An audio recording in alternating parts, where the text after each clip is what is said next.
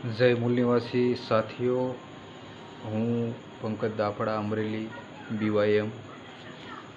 આજે સાથીઓ લાઈ એટલા માટે આવવું પડ્યું કે જે તારીખ 15/9/2024 અને રવિવાર જે ગુજરાતની અંદર રાજ્ય અધિવેશન જે બહુજન મુક્તિ પાર્ટીનું સાથીઓ છઠ્ઠું અધિવેશન થઈ રહ્યું છે। તો તમામ SC ST OBC અને માઇનોરિટીને અપીલ અને નમ્ર વિનંતી કે તમામ લોકો અહીંયા અમદાવાદની અંદર જે છઠ્ઠું અધિવેશન બહુજન મુક્તિ પાર્ટીનું થઈ રહ્યું છે, તો તમામ લોકો આવો અને સાથ અને સહયોગ આપો। કારણ કે એટલા માટે કહેવું પડે છે કે જે શાસક બનતી જમાત જે બનવી જોઈએ, જેમાં વિષયો પણ 3 રાખેલા છે, જે વિષયો પહેલાં સમજાવું અને વાંચીને સંભળાવું। જે जाओ जाकर अपने घर की दीवारों पर लिख दो कि आने वाले समय में हम शासक करती जमात बनने वाले। बाबा साहेबे ત્યારે કીધું હતું જ્યારે આપણે પાકી દિવાલો નહોતી। એ પણ એક ગંભીર વિષય રાખેલો છે। બીજો જે વિષય જે છે એ જવાબ ફોજદારી કાયદો અમલ મૂળ નિવાસી બહુજનોની આઝાદીના આંદોલનને સમાપ્ત કરે છે।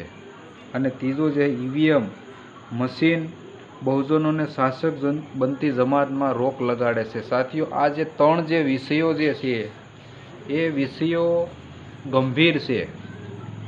કારણ કે આપણે જ્યારે કોઈ અત્યાચાર થાય, કોઈ અન્યાય થાય, રોજગાર ન મળે, શિક્ષણ ન મળે, ત્યારે આપણે આંદોલન કરતા હોય છે, લોકોને જાણકારી પણ આપણે આપતા હોય છે કે જે કોંગ્રેસ સરકાર હતી એમણે પણ એવું સત્યાનાશ કર્યું, BJP આવી તો BJPએ પણ સત્યાનાશ કર્યું।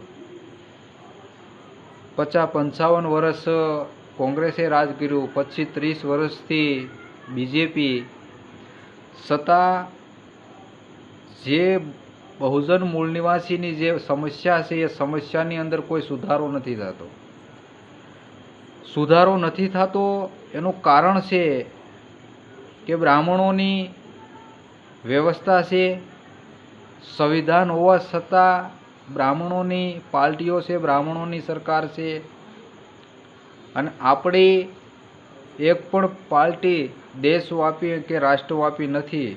અને સમસ્યાઓ જે છે એ દેશવ્યાપી અને રાષ્ટ્રવ્યાપી છે। તો સમસ્યાનું સાથીઓ સમાધાન અગર કરવું હોય, શિક્ષણ અને રોજગાર મળે અને સંવિધાન હેમખેમ રહે, તો એના માટે કમસે કમ આપણે આપણી જે વોટની જે વેલ્યુ જે છે એ વોટને બચાવવા માટેનું પહેલાં તો કામ કરવું પડશે। આપણે આપણો વોટ જે છે એ નોટોથી લોકો તોલે છે અને નોટોના માધ્યમથી ખરીદે છે, પણ આપણે આપણો વોટ નથી બચાવી શકતા, તો શાસક બનવાની દૂર વાત છે।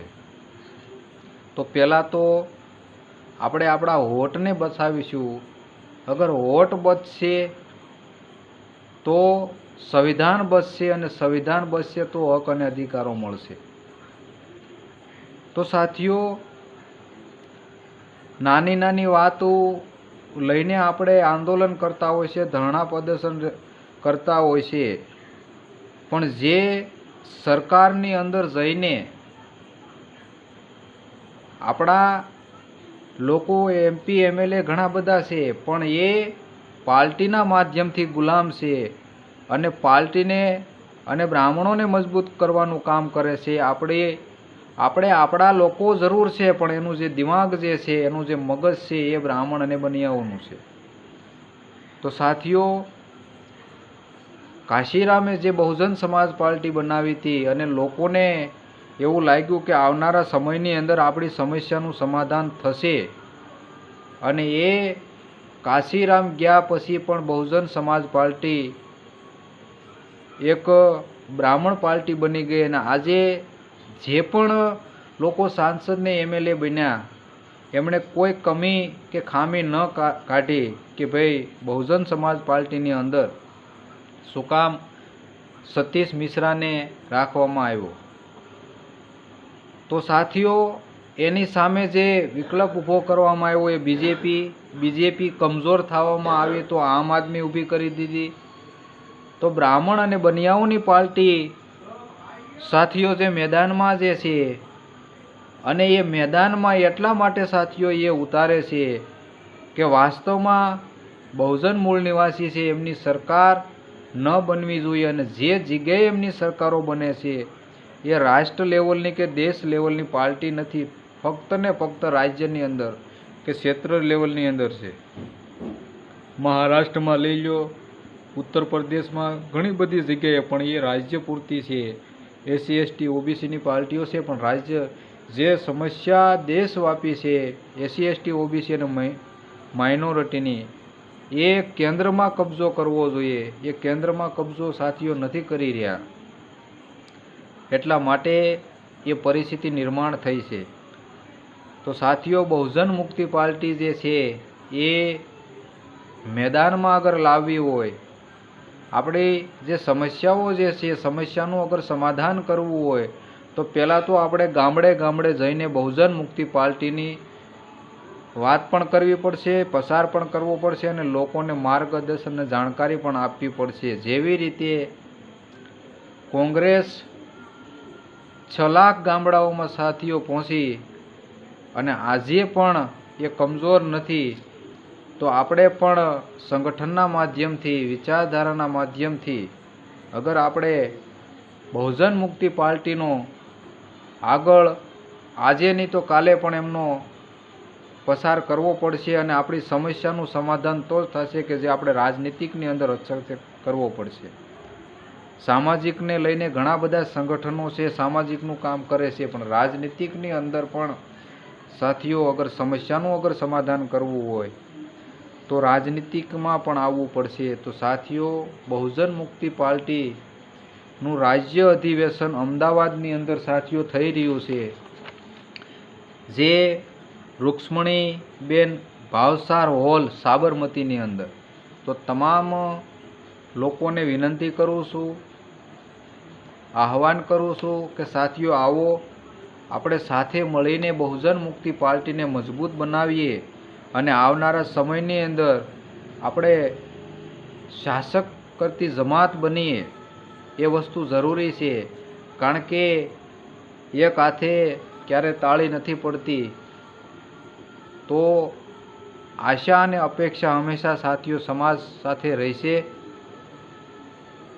અને વિશ્વાસ પણ રહેશે કે સમાજ ही દેશનું ભવિષ્ય બસાવી શકે, વિદ્યાર્થી દેશનું ભવિષ્ય બસાવી શકે. આ દેશની જે જનતા છે, હજારો વર્ષોથી જે ગુલામ છે, એ ગુલામીમાંથી અગર આઝાદ થવું હોય તો સાથીઓ જનશક્તિનું નિર્માણ કરવું પડશે, અને જનશક્તિના માધ્યમથી જન આંદોલનનું નિર્માણ કરવું પડશે. તો તમામ SC ST OBC અને માઇનોરિટીને વિનંતી છે, અપીલ છે, ફરીથી અપીલ અને વિનંતી કરું છું કે સાથીઓ અમે કોશિશ કરી રહ્યા છીએ 15 થી 20 જણા અમરેલીથી જવા માટે, અને જે પણ લોકોને આવવું હોય તો અમારો કોન્ટેક્ટ કરે તો અમારી સાથે પણ આવી શકે છે. સાથીઓ, મારો નંબર પણ હું નાખું છું 9624692826. તમે મારો કોન્ટેક્ટ નંબર પણ લખી શકો છો.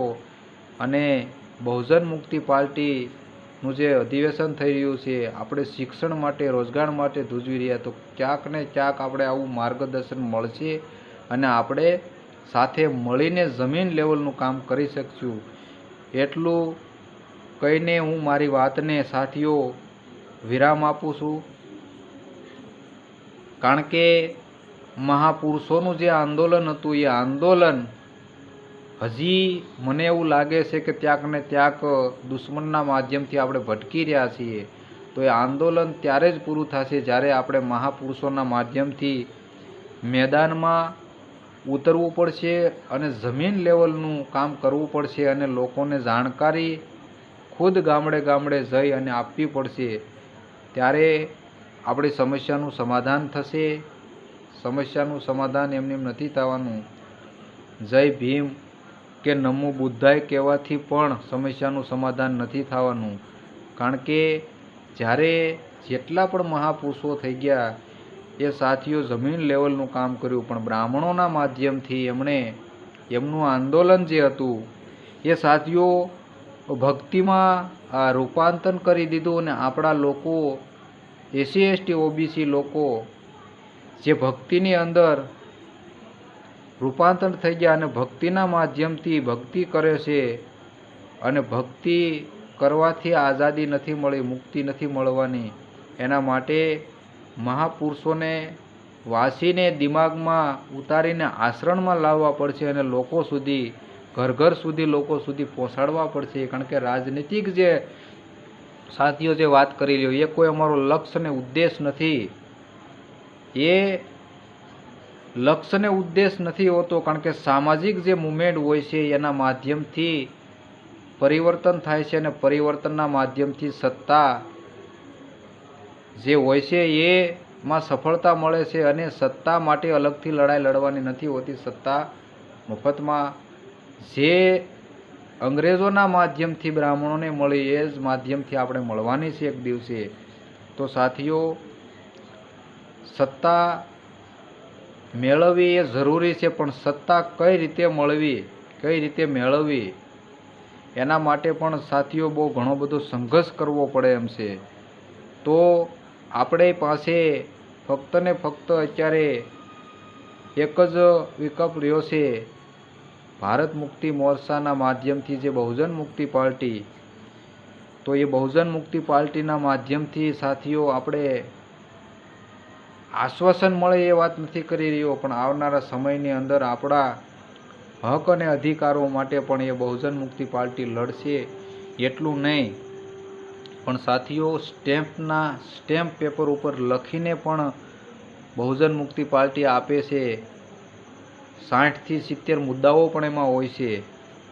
તો આવનારા સમયમાં પણ આપણે શાસક બની શકીએ છીએ. લોકોને શિક્ષણ, રોજગાર અને વોટનો પણ જે અધિકાર છે એમને પણ બસાવી શકીએ. તો એ વસ્તુ જે દુશ્મન કરી રહ્યા છે એ દુશ્મનોને અગર કમજોર કરવા હોય, દુશ્મનોને સબક અગર શીખડાવવું હોય તો આપણે ત્યાંક ને ત્યાંક રણનીતિ, રાજનીતિ અને રાજકારણની અંદર પણ છલાંગ લગાવવી પડશે. સામાજિક 365 દિવસ ચાલે છે, પણ એમાંથી પણ જે મુદ્દાઓ જે છે એ મુદ્દાઓને લઈને એ આપણે સમજવું પડશે. અને સાથે સાથે લોકોને ફક્ત આશ્વાસન દેવાથી નહીં પણ કામ કરીને પણ બતાવવું પડશે. તો સાથીઓ, વધારે નહીં બોલતા, વિડીયો ન વધારે લાંબો એના માધ્યમથી ખાસ પરેજી રાખીને હું મારી વાતને વિરામ આપું છું. સમાજ ઘણું બધું સમજે અને ઘણું બધું પણ પરિવર્તન થયું છે અને આવનારા સમયમાં પણ થશે. સમય થોડોક લાગશે, કોઈ વાંધો નહીં, પણ અવશ્ય સફળતા મળશે. કારણ કે મહાપુરુષોને પણ મળી છે, બાબા સાહેબ અને કાશીરામને મળે છે, જ્યોતિરાવ ફૂલેને મળે છે. અને આપણા જે પણ સંગઠનના માધ્યમથી જે લોકો સંઘર્ષ કરે છે એમને પણ સફળતા જરૂર મળશે.